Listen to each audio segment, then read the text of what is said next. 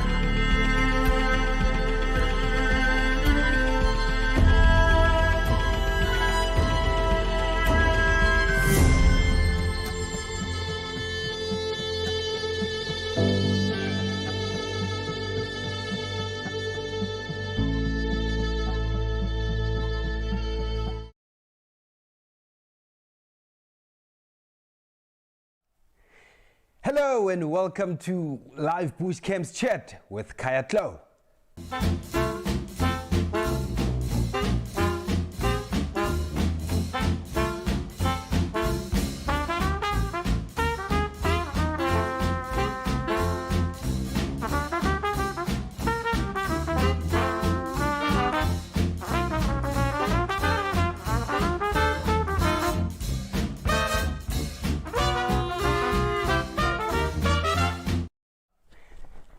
Hello everyone, welcome to episode 4 of Live Bush Camps Chat.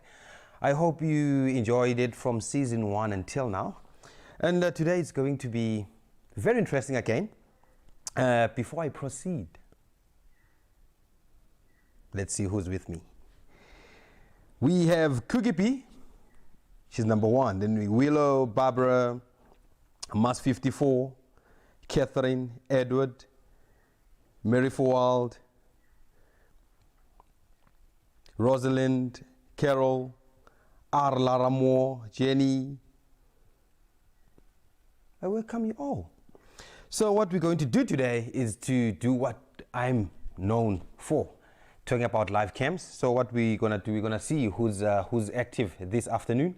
So if it's night time, hello. If it's morning time, you have to go to work today, please enjoy the show before you go to work. So I'm with VM and FC and also camera operator. So we'll be playing these cameras that are currently live now. And I saw that Hyena Den is active. Wow, it was active. a minute ago. It seems as if they ran off and just inside the den. What's happening around here? Because almost all the cubs were out. Oh, there we go. It means they've wandered a little bit far from the eyes of the camera. So this is the den site that is in Pridelands, the southern section of Balule. We're in the Greater Kruger National Park. Pridelands is about 2,000 hectares, and then Balule it's about 4,000 hectares.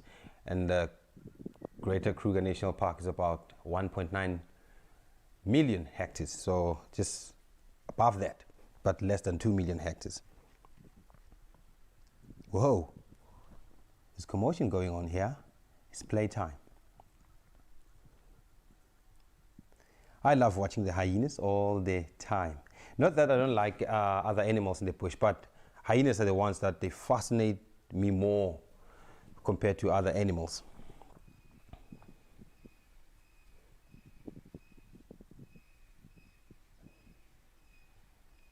Julie, she's saying Smiling has finished feeding and the cubs have been playing for the last hour. Yeah, they've been active because 45 minutes before the show started, we saw almost all of them out of the den site and wandering as far as they can get. But I haven't seen an adult in about a few minutes ago. So I think it's not really far from the den site, because what happens is, you see, we see these different cubs from different ages. So these different age groups that simply, oh, there's an adult. Yes, it was just lying down. I thought it was a log. So these cubs from different ages, actually they take care of each other. What they do is, these older ones, they discipline these younger ones when the parents or the mothers are not around, so that they don't wander far from the den site, because they know that it's not safe to be far away from the den.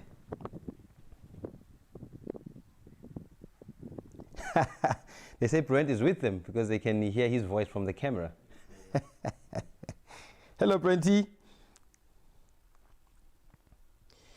Yes, Diane, this is such a magnificent den. It is, because there's 9 cubs in total in this den site. So we see all these beautiful cubs from different ages giving us different behaviors all the time.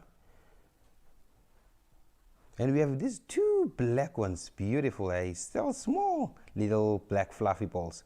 And they will take about 3 weeks before they start changing the complete black fur to a little bit of spots. And then they will cycle for about 2 years. Then they'll start wandering off from the den site, or off from the clan, especially the male ones. What they do is they just move away from the clan. But what happens is, the males can grow up until it becomes sexually matured and becomes a very grown adult with the clan, but he won't have any mating rights, because the females, they're attracted to the foreign males.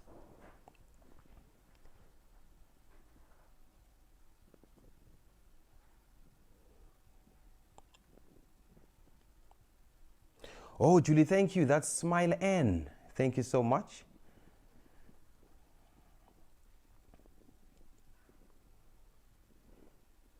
I'm still mastering these individuals, especially the adults. It's not easy for me to master them yet, but I'm getting there, and with the help of everyone, especially Julie, thank you so much, to get all the information that I need on Facebook page, Prideland Clan.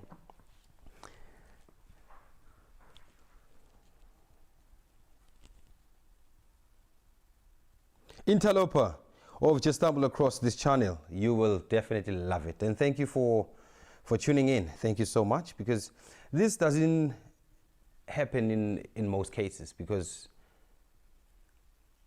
I don't think there's currently I don't think there's one live hyena den that's active, that is broadcast by a different company. Not a public one. Not a public one, eh? I think they are, but not a public one. Thank you, VM. VM just confirmed that. Jenny Hukumure, how big is the clan at the moment? Wow.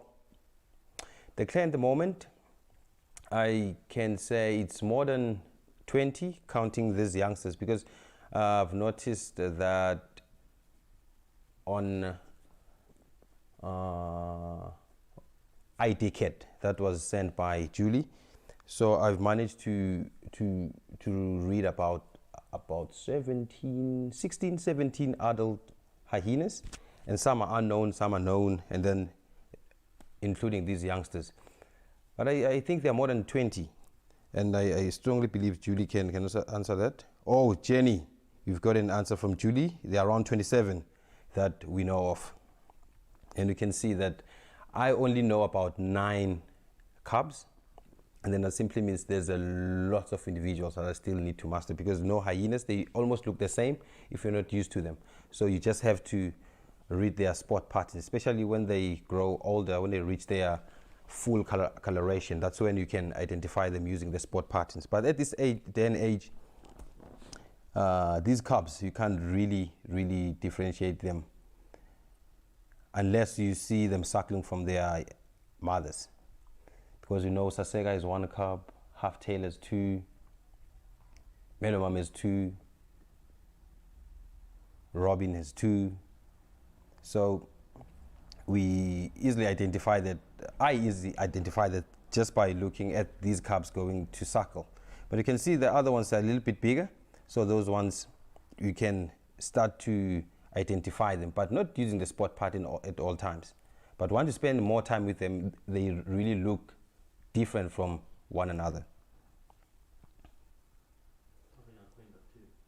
Oh, we have something on Quenga. Let's see what's going on, Quenga. Whoa. Hey, little champion. Oh, this is a common tiger.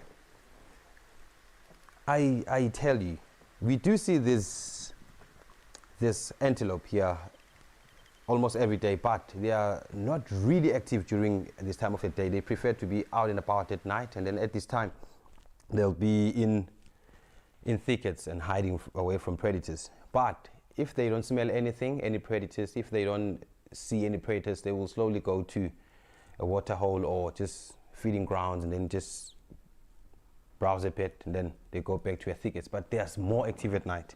Common tiger.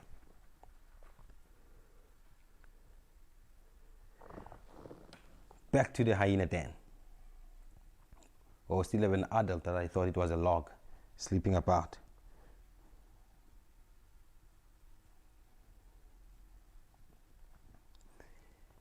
So we'll be lucky as long as we have VM in the team.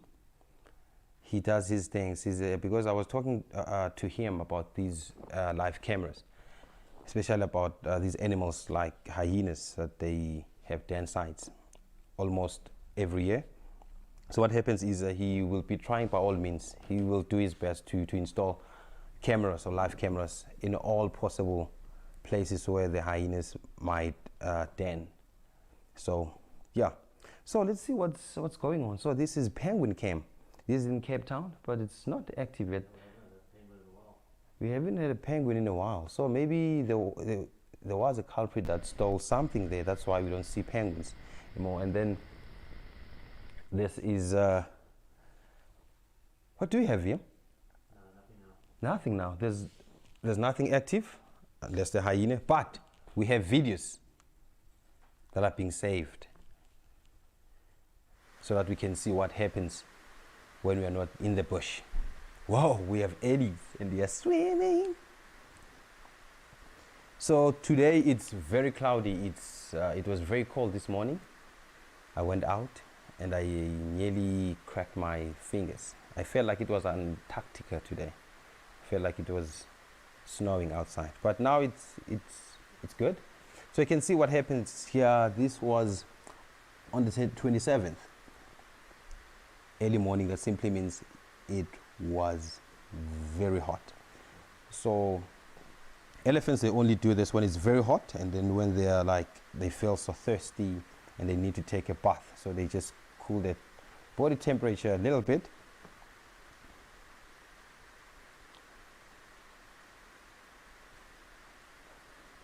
So what happens is elephants, they don't really pass by a water hole without drinking a bit. But they do sometimes if maybe they are spooked or they're suspecting any dangers around it. So what's so interesting, I want to show you what is left by elephants. We always see them, but there are these things that we don't really see on these live cameras, because elephants, they sometimes just leave them away from the eyes of the cameras. Via, we have this. Do you see what I'm sitting with here? Okay, let me finish up my coffee.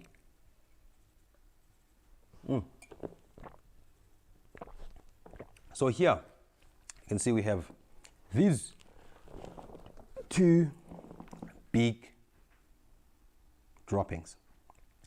So you can see they look different in terms of color, but their size is nearly the same. These are droppings from elephants, like two different elephants. And you can see they are from two different seasons. It's so interesting, because these droppings, they tell you how these elephants feed in a specific season. So this one, you can see it's a little bit black and grayish in color. So this one, a little bit black and grayish in color and a little bit brown inside it. Because what happens here, you can see it was feeding more on grasses, on grass material and leaves material, because you can't really see all those small twigs or small branches inside it, because I strongly believe this was an elephant dropping that was dropped during summer, because you can see that there's a lot of grasses around, a lot of leaves around, a lot of water around.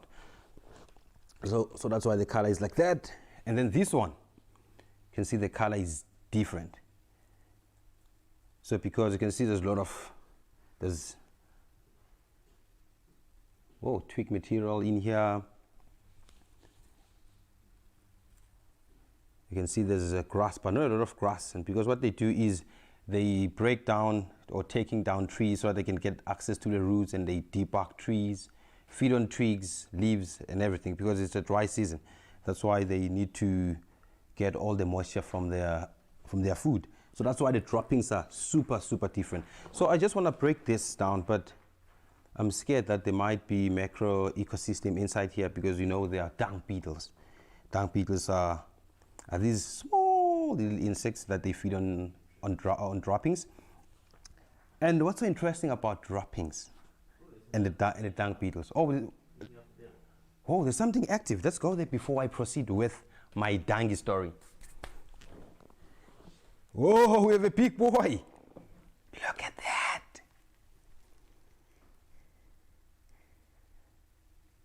Wow, I didn't see that. VM, is it possible that you replay that? Because I was busy with my dung story, and maybe that's the one who left these droppings behind. Let's go and see who's that. Okay, VM said he needs to find it.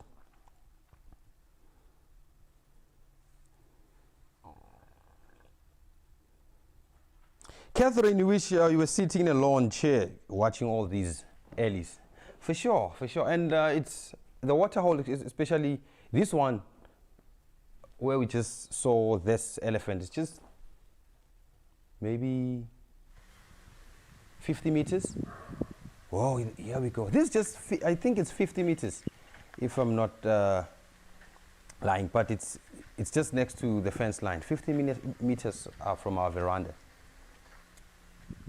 What a big boy, eh? So you can see the boys, they are so different to the ladies. Boys are big. Look at those tusks. And so it is so rare in these days to see elephants with such big tusks, because you know tusks are being poached. Wow, what a big boy. So you saw he didn't stop actually to drink, but he did put his trunk in the water and got some few drops, then he moved on. So you see how nice it is to have these live cameras, and that happened live and you saw it.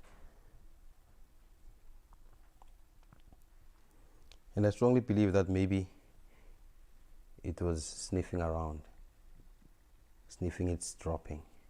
So this is part of that water hole that we saw. And oh, there's quite a few ellies here. So I think it's that bachelor head, because now it's confusing because the season is changing. We spotted a breeding head coming this side, so we have to look super and extra careful these days, because since I've been here I only saw bachelor groups, but now they're slowly coming.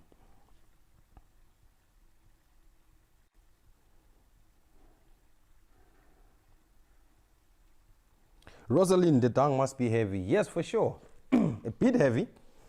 For me, it's not, but a toddler, obviously, it will be heavy. So what happens is an individual elephant can defecate about between 6 and 7 times a day, and then it can, I want to put this thing in simpler terms, because their droppings can weigh 70 kilograms in a day, and then they defecate about between 6 and 7 times a day. Do they make any sense? Yes, I do. So because they eat a lot of grass matter, they eat leaves, bark, branches, fruits, berries, everything.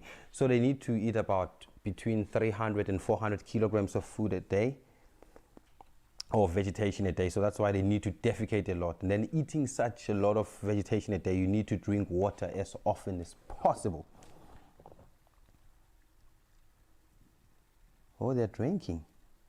And you can see their ears, they're not flapping, because today it's a bit chilly.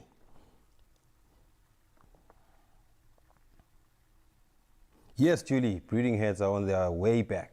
I'm so happy for them to come back, because we're going to see all these little baby ellies.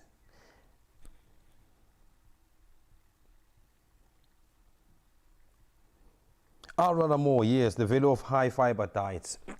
Because if you can check, elephants are these animals that they are hind gut fermenters. So what happens is they prefer quantity over quality when in terms of feeding. And then you find these ruminants, these 4-chambered stomach animals, they prefer quality into quantity. So that's why you can see their droppings. Ruminants, their droppings are finer than the ones of the hindgut fermenters, because their digestive system, it's very accurate. So these ones, no. These big boys, they just feed and feed and feed and feed on everything that's green, that's on their way. So that's why you can see their droppings are not, they're so rough. They're not so finer compared to other herbivores.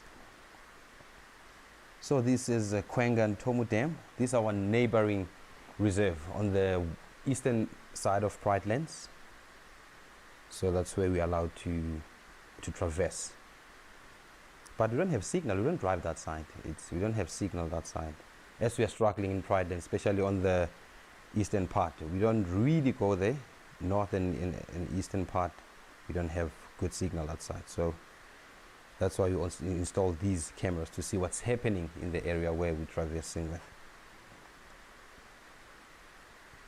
Catherine, how much water do the ellies drink in a day? Whoa, beautiful question. So elephants, they can drink about 150 to 200 liters of water a day. And it depends on the day. If it's very, very, very, very hot, scorching, low-felt heat, they can go about 200 liters a day. But if it's just an easy day, they can go about 120. Because they eat a lot of vegetation, they need water, and because on the other side it's very hot, they really need water to drink. And when do the rains come? I think they're on the way, because it will be cloudy until the 12th of next month. But I'm not sure, I was told by my phone. So you know, weather might change, because today I thought it was going to be about 30, 32, 34. But it was very cold this morning.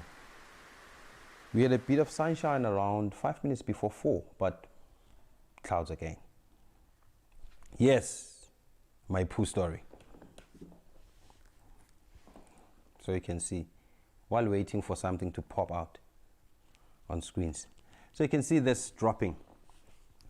As I was saying, I was telling you about dung beetles.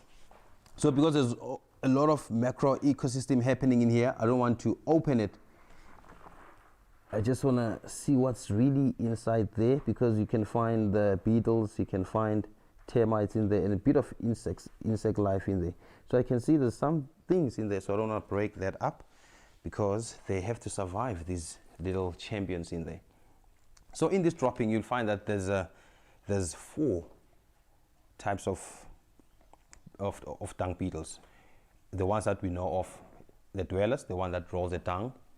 And then we have these ones that they lay their eggs in the dung. And then there are these ones who lays their eggs underneath the dung. So what they do is they get in here, and then they dig holes or tunnels underneath the pile of the dung, and then they lay their eggs while they're collecting their food in there.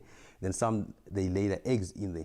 And then we have these ones called the kleptocoprid dung beetles. So what they do is they wait for these dung rollers to finish their job, and then they will steal the ball so that they can lay an egg in there. It's beautiful, eh? Via, what do you have?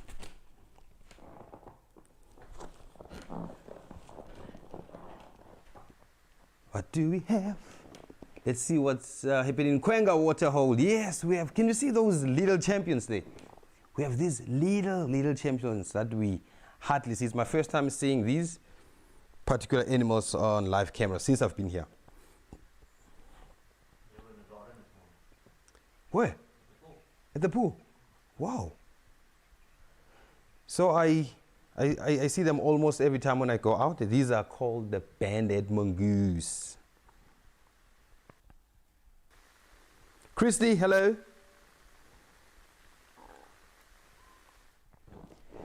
So you saw the banded mongoose. They don't really look very small. They are, I can say they are 4 times this bigger than a dwarf mongoose. They're big, eh? That's big. So those are vicious carnivores because they eat snakes, they eat scorpions, they eat birds, they eat eggs, they eat millipedes. They can also feed on centipedes.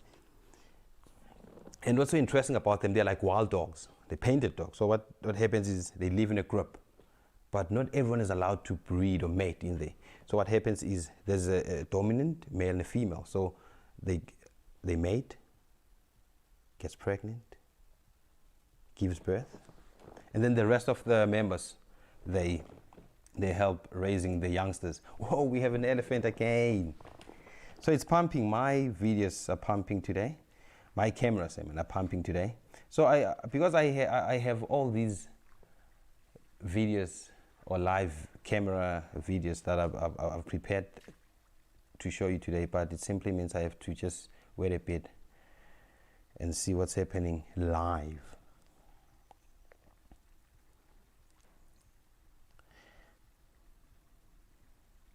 Diane, yes, quite a few of them too, because they can live in a group of, they can be like 20, 25. I saw about 25 individuals in one group. That was 2014. Elephant drinking about. Big arrow with that color. Oh, it's got a collar. Whoa.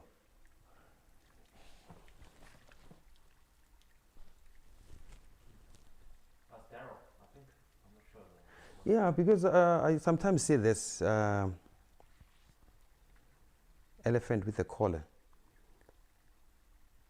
This is the one that was changed, right? No, I think it could be that one. I think it's that one because the name sounds familiar. I think it's the one that that was my first collaring event that I saw. It was my first time in life seeing that animal being darted, went down, doing all the things needs to be done. Then I saw it waking up and moving off. Beautiful. Carol, that looks like Dex. Yes, I think it is Dex because of the collar. I don't know his features, body features, but I know he has a collar.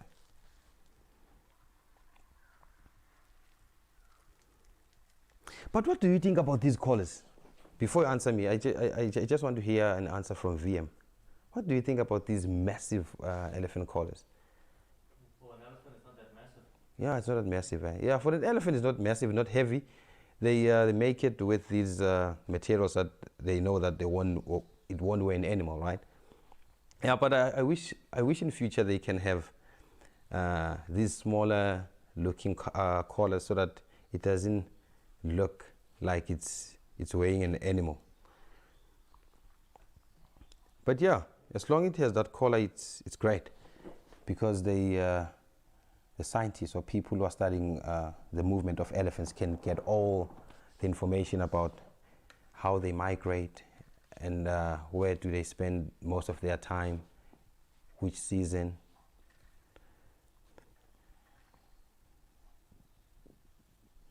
Oh, it's Dex. Yes, it's Dex, because Daryl was the one they tried to collar, but he dropped it. You remember that one VM that we saw a collar on the floor? Then that was Daryl, and then this one is Dex.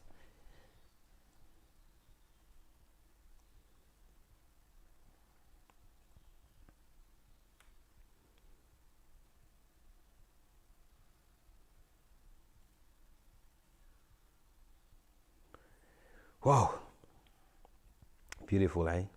VM, I want to talk about those white little stones there. You see that? There's white little stones here. It's for recording. I want to show you. Okay.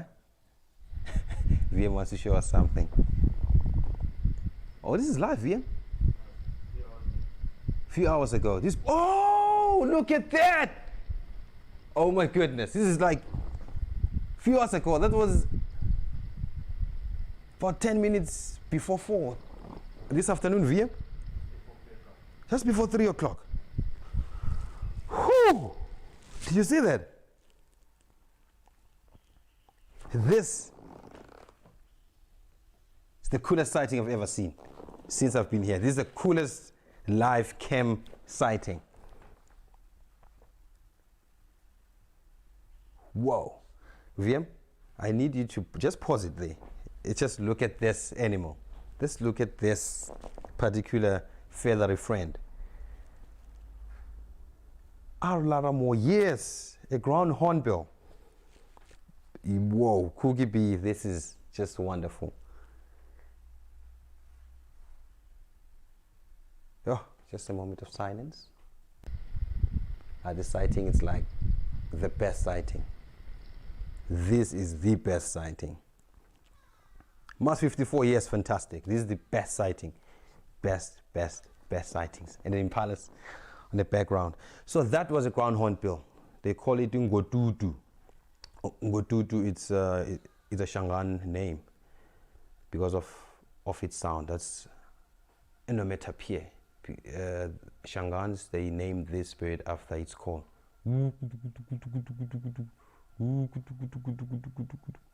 That's why I call them Ngotutu. And they're so endangered because of traditional and cultural beliefs, and also they are losing habitat.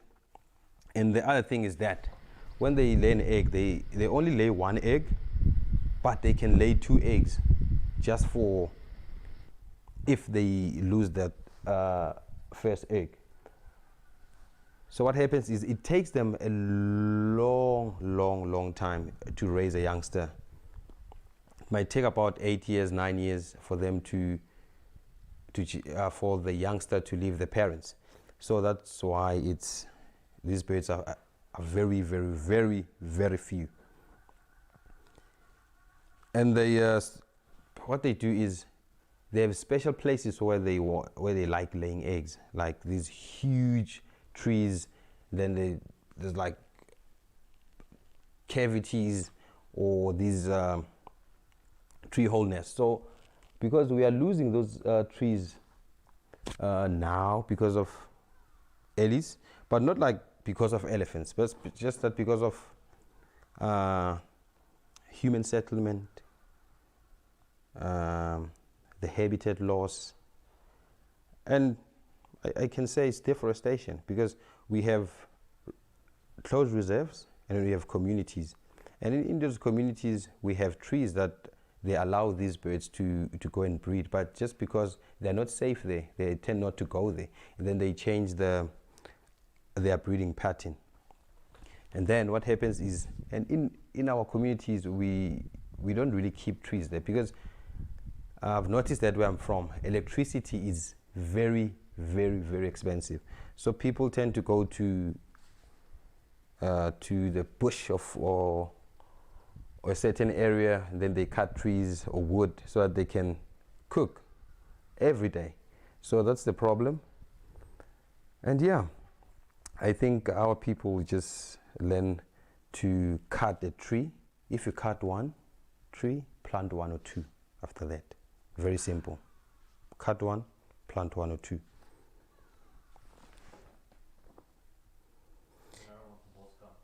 VM, Cookie Bee is saying she needs you to add music to that hornbill stroll. You do that? Okay, VM's he's got something for us.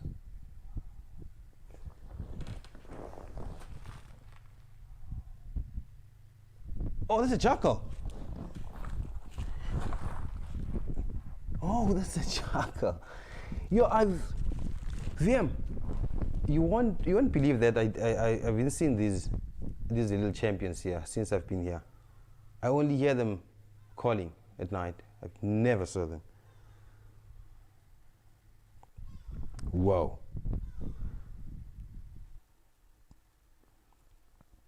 Whoa.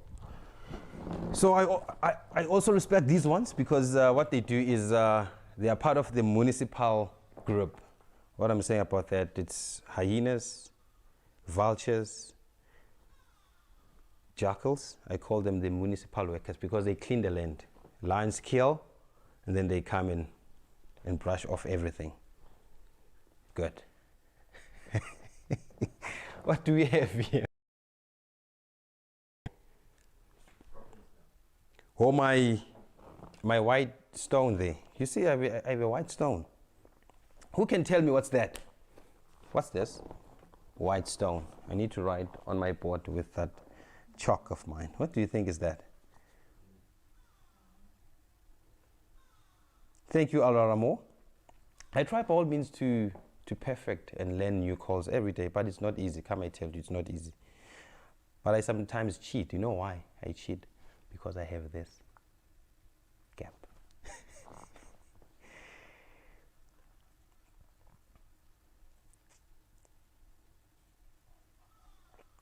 Yes, and that's a very long time. Just like these beautiful birds, which are called, what do they call them? I call them short-tailed eagles, buttleers, because you don't see a lot of them, because they have to be with their parents for about 8 years. It takes them about 8 years for adults to start mating again, because they'll be like taking care of the youngster. So that's why, that's the thing. Aurelamo, it's a tooth. No. Cookie Bee, vertebrae. No. Mary for Wild.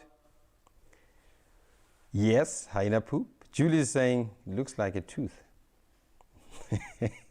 Barbara, yes. Carol, I didn't want to get this closer because I knew you could have seen it right away, straight away. So I didn't want to take it closer to a lens. So this is a hyena poop. I wish I can touch that, but I can't, because there's a lot of bacteria in there that might make me sick. Because you know, I eat droppings. I eat droppings. Like I eat droppings, but not those ones.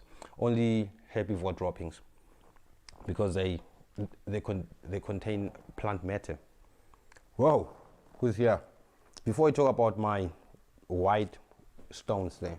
Let's see who's here. VM, this one is turning our back on us. Oh, our crested Franklin. I know I'll be in trouble if I call them with another name. So they have another name that I won't use. So because of some reasons, sensitive reasons, I call them the chicken of the bush, because what they do, they scratch the ground when foraging about, like our domestic chickens. They fly like our chickens, make a bit of noise like our chickens, and we just see them every day. And what's so interesting, I nearly stepped in the nest.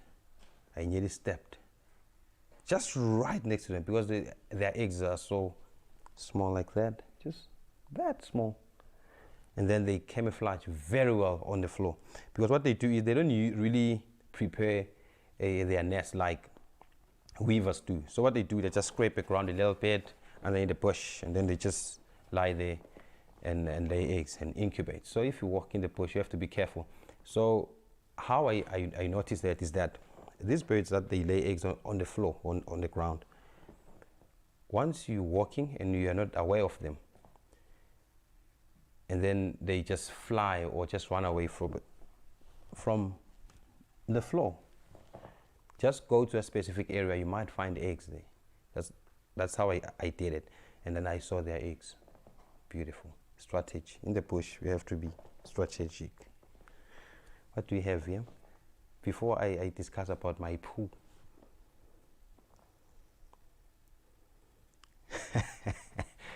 Yes, Judy. They must join virtual safaris to see me trying all the droppings. And last time, it was on Sunday, I was eating buffalo poo. Whoa, it tasted very nice, and it allowed me to be as close to those buffaloes. I think I was smelling just right, just like them. So that's why it allowed me to be very close. And there was this other one when I was rushing back to the camp. It defecated, and then I thought maybe it was telling me to eat more. There was something interesting there. Your droppings are so nice. Whoa, yes. This particular animal, or this particular feathery friend, who's that? Who is that? What's that bird? What's that bird? Prena, Rosalind, Julie, Barbara, Mars 54, Carol, Arla Ramo. Who and what is that bird? I'll eat, if you have an answer, I'll eat more of this dropping. But if you don't, I'll just eat a small portion of it. If you can tell me what's this. It lives in around water holes. But I don't want to tell you all the clues, because you will definitely know the bird. Okay, Julie, kingfisher, Wheeler, kingfisher, Carol, kingfisher. We have 3 now.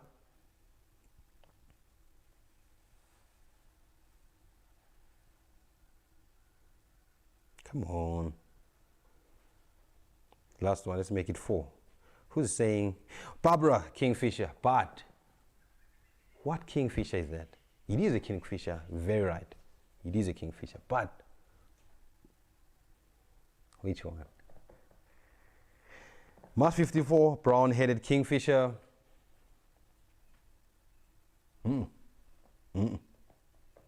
Brown-headed, they are a bit smaller compared to those ones, or that one.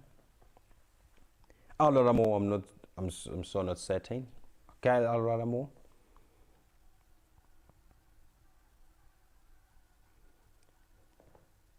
Beautiful wild. Let's leave it a bit. Let's see what are others saying or thinking. Yes, Aloramo, it does have a kingfisher beak. That's my easiest easiest way to identify a bird. First, when I see a bird, I look at its beak. Is it decurved, recurved, spear-like? Is it short? Is it curvy? How long it is? Something like those, and then I'll know I'll know that which category I have to think, because you know the sunbirds are like decurved beak. Perennial brown-headed, Carol giant kingfisher. I will go with Mary for a while. That's a pied kingfisher. I chose that video because you can't really see. You can see its silhouette, but you can't really see the colors of this. But you could see the giveaway because of the beak, and because pied kingfishers they love snacking on small fishes. So what they do is they just sit in a branch, scan around, because you can see they have a spear-like beak.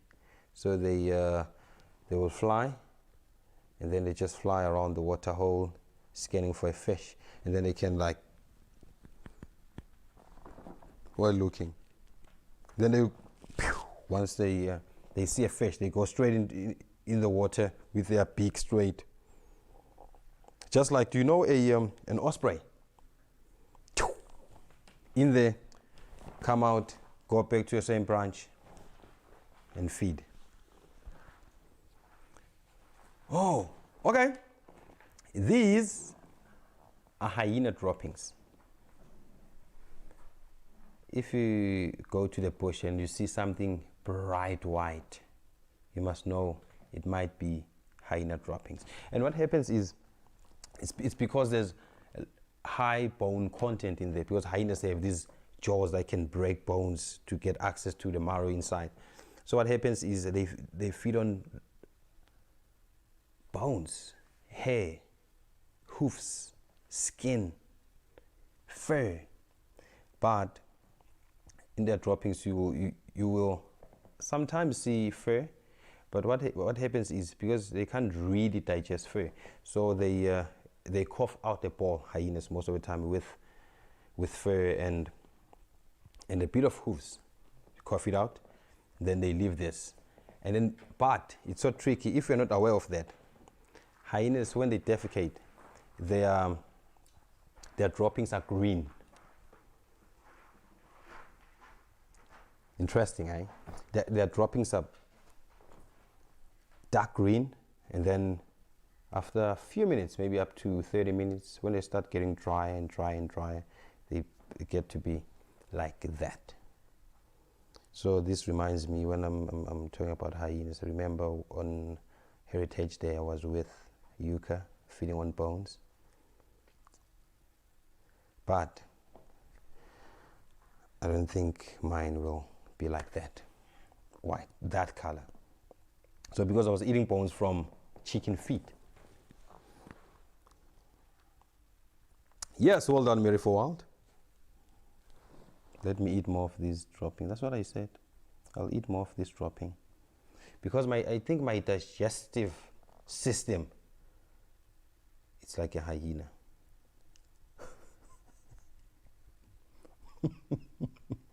Ah, lekker. It's all lekker because they feed on grass matter. So I think humans, and I always see my dog feeding on grass, so why not? Them? Will you try it? You just had lunch. Thank you so much, please.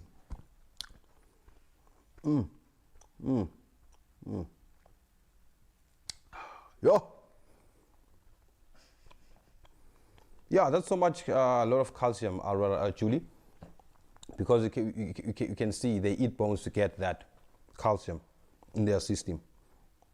And they eat all these things because they have these high content of chemical juices that breaks down the protein. Especially they kill these dangerous bacteria in this food, decaying food. So hyenas are like protected in terms of that. So that's why they don't get sick from decaying matter because they're juices, like gastric juices inside there. They play a very vital role in terms of digesting what they feed on. Julie, we never knew they came out green. Yes, for sure they do come out green. Then you'll see all these white spots everywhere. Oh, hyenas again.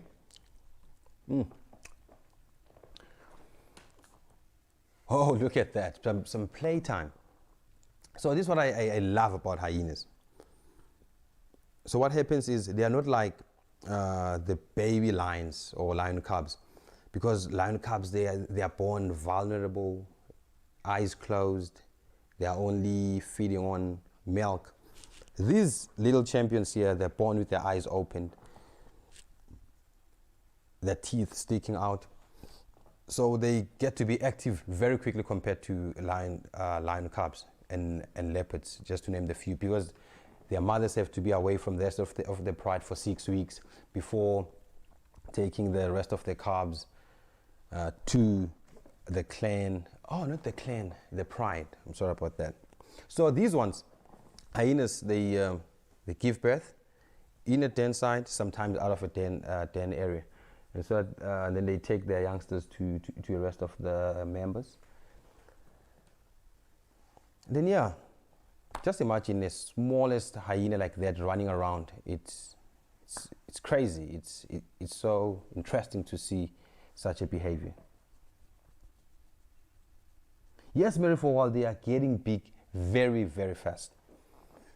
I tell you, it's been a few days not seeing these youngsters, and then when I go there, definitely there will be some changes, especially these smaller ones. The youngest cubs here, the mother is Robin, and I'm telling you, when I get back there, I'm sure their ears will start turning brown from black, and then following week or weeks, you will start seeing their neck turning brown, and then their back turning brown, while their legs are still black and with some small little spots. I wish hyenas could be that color until they get to be adults. Beautiful.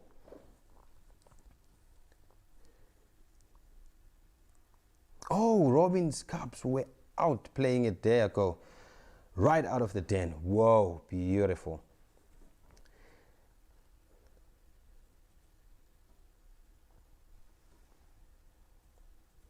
So Robin cubs, by the way, are the latest cubs in this clan.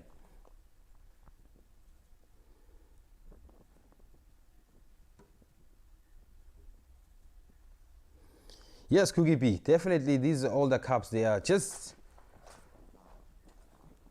playing with these ones very rough because they're trying to test their strength, how far they can run and how far they can respond from them bullying these youngsters. So yeah, it's a nice routine actually, because at the end of the day, that's exercise, that's mental activities, and yeah, we are free. There's no dangers around us, no lions, we can't smell anything, no leopards. So they're just free and enjoying their life. What's this day today? It's Thursday. Yeah, enjoying their Thursday late afternoon. Julie Mary, yes, for sure. I also can watch hyenas all day. I love them. And you can see how they run. They run different compared to a dog or a cat, because they have these shorter hind legs and longer front legs. So the way they run, it's like I sometimes see them as bears. No bears when they run, especially these grizzly bears when they start running with their forelimbs. I just love them.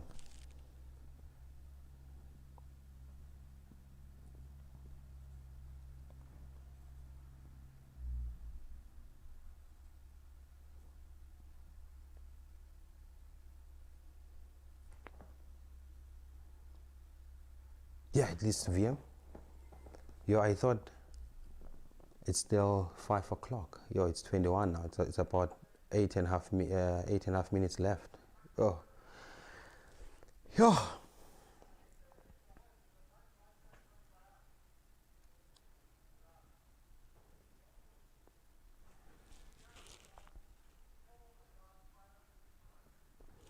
Lara. Hyena peg legs always look so flexible, floppy to me, almost as if made of soft rubber.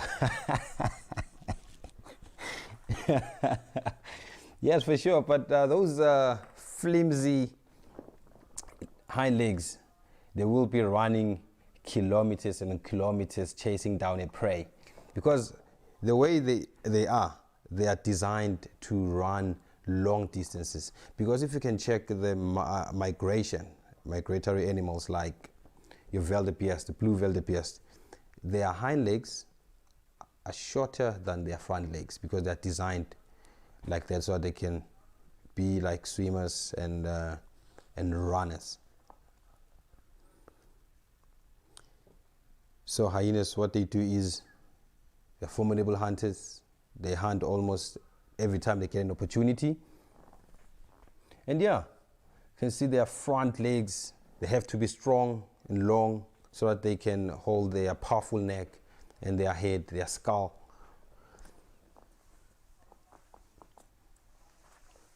That allows them to run long distances.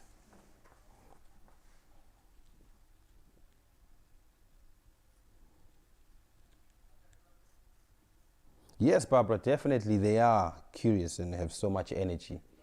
Because what happens is they spend quite a long time inside a den site. So when they come out, they're just fascinated by everything they see outside there. They just want to taste this and that. Just want to try to go as far away from a den site because there are a lot of different smells around, and then they're trying to sniff everything. And you've noticed that these youngsters, they mimic their adults or their mothers because they also practice anal pasting, and yeah, they do all sorts of things. You can see now they are out of the screen, then they are back.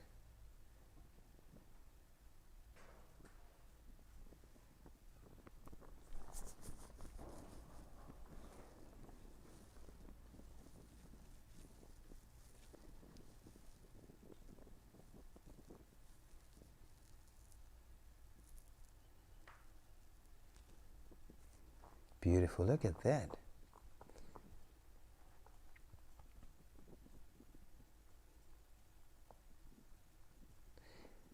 So I think I'm going to stay with these hyenas the whole night tonight. I've never watched this live camera until the next day, so I want to see what's happening at night time when the adults are here or when they bring food, because it would be fascinating seeing all those youngsters snacking on the bits of a carcass when it's just outside of the den site. Because remember, young hyenas, they start snacking on small little pieces of meat just a few days after they are born. Yes, Whippy is all alone, but believe the other ones are just playing just outside the eyes of the camera.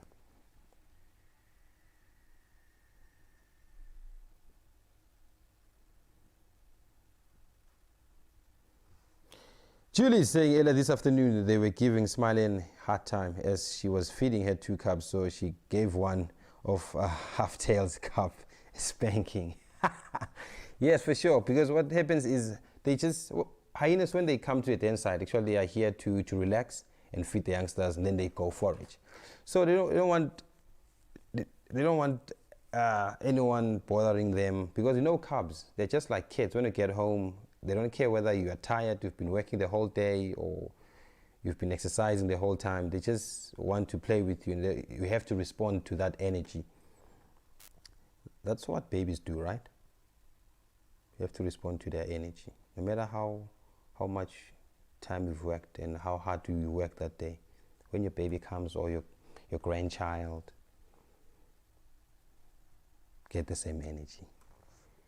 VM, do you have something else? Before, I think there must be something interesting before I leave in one of these live cameras. Because we have Krita Cam, nothing. Kwenga, nothing. And the elephants are gone. Whoa! Whoa, look at that. Look at that. An African civet.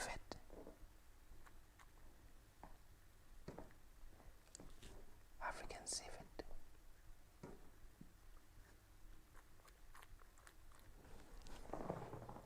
Do you know of coffee berry beans? Have you ever heard of that? Coffee berry beans. Let's see. Everyone who's joining us today will be familiar with coffee berry beans.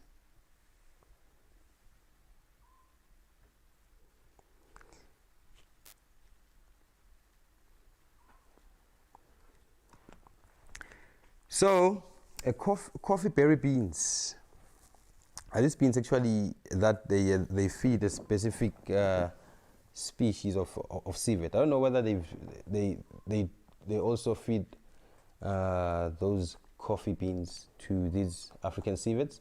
They might, because what happens is coffee berry beans they produce an expensive coffee, and how they do it, it's so interesting and fascinating, because they feed coffee berry beans to a civet, then a civet eats the beans, and then it goes through the digestive system of the civet, and then after they defecate it, they go and collect those beans there. And what they do, they roast them, they ground them, they wash them, and then voila, it's an expensive coffee. Will you eat that? Or will you drink that coffee? Yeah? We drink it. How can I have it? You had drink it. Whoa, I want to try that coffee. But I said it's one of the expensive coffee, eh? I mean, the coffee I drink is pretty crap,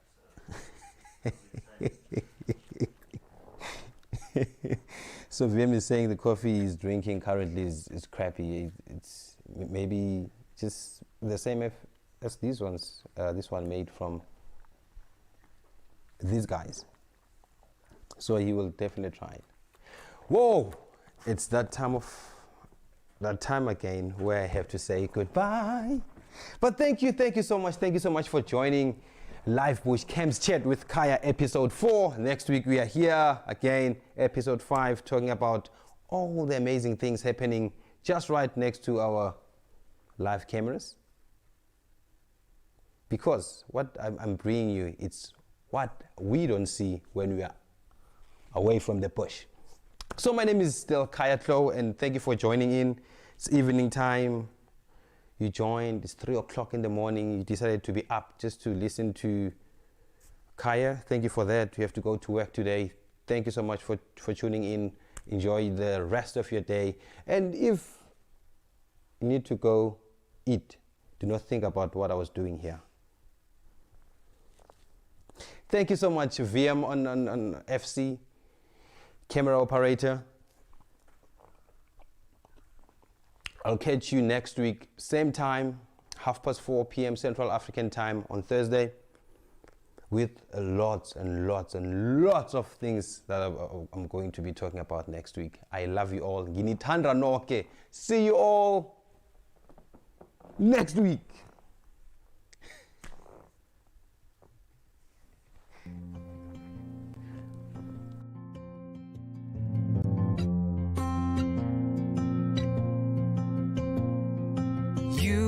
The summer, we were the tide, the clearest of azure, bright as your eyes, golden skin sundress, you were the skies, and I see the color I've known all my life. We are timeless, we are timeless. Waves washing over the sand on my feet. Time is an ocean and I'm lost at sea. Tomorrow won't find us, but I still believe. Searching for you is looking for me. We are tired.